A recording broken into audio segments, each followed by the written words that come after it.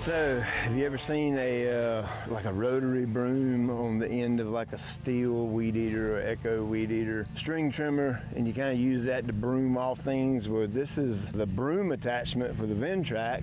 It's just a bigger version of that. You know, it wasn't too long ago I sanded all of this and leveled it out, and you know, what you're seeing now is about 13 days, roughly 2 weeks, and we went from a sand yard where this thing was almost white, and the GCI Turf Alpha Elite Bermudagrass has almost grown back in. Of course, I hit it with a good shot of nitrogen, and this particular customer's property is irrigated, so he's been pumping water to it, and you can see the results are absolutely fantastic. He was worried about it not filling in before July 4th. We still have a couple of weeks to go before July 4th, so by that time, this thing is going to be on fire. Look at the color of that Bermudagrass. You know, some people say, you can't get Bermudagrass but so dark. In my opinion, that's pretty dark green for Bermudagrass, and I was very selective when I picked out the varieties that go into the Alpha Elite, and color played a big role in that. And you can see this guy's got a pretty dark green Bermudagrass yard. Right here, remember this was really deep right here, but look at it, still got a little bit of filling in to do right there, not much. Remember our depression we had right here? Look at there, completely gone. That's nice and flush and flat and level with the rest of this area. Still a little bit of filling in to do there. Come around here to the backyard, and you can see it's nice and filled in. That one spot over there was a pretty low area. I had to actually almost stop my earth and turf top dresser and fill this section in because it was a pretty big ravine. It's probably 2 inches of sand right there, and you can see the Bermuda has already started to come up through it and fill in. He's out there mowing his field with a Skag stand on. The goal is to get the Bermuda to spread out into that field so he can reel mow, and of course he does reel mow this. And you know, it wasn't my fault. The sand had a few rocks in it, not the customer's fault. It's my job to get them out.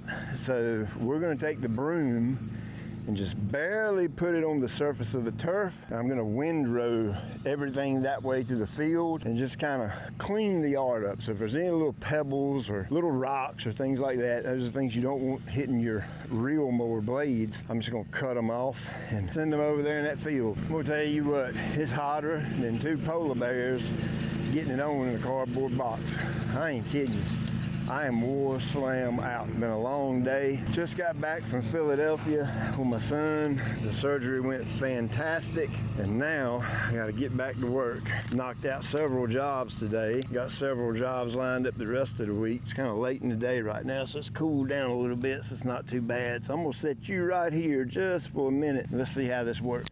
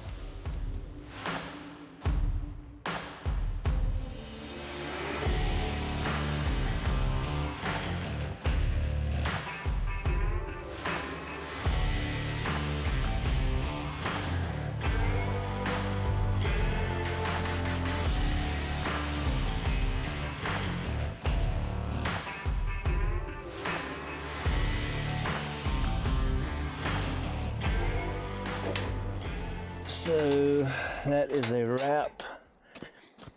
Man, that thing comes in handy. Holy cow. So you can see where it actually kind of pulled up some of the Bermuda in the sand here. You can see where it pulled that up. That way that can get a little bit more sunlight, a little photosynthesis can take place. That'll actually grow a little bit quicker now. This is almost kind of similar to a light dethatching in a way. It just kind of rakes and stands that turf up. See, I stood that up right there. And all those runners kind of running in, it kind of pulls them up a little bit. That way when he mows, he'll get to cut those next time. So that's a wrap. I'm exhausted. I'm going home. Check you later.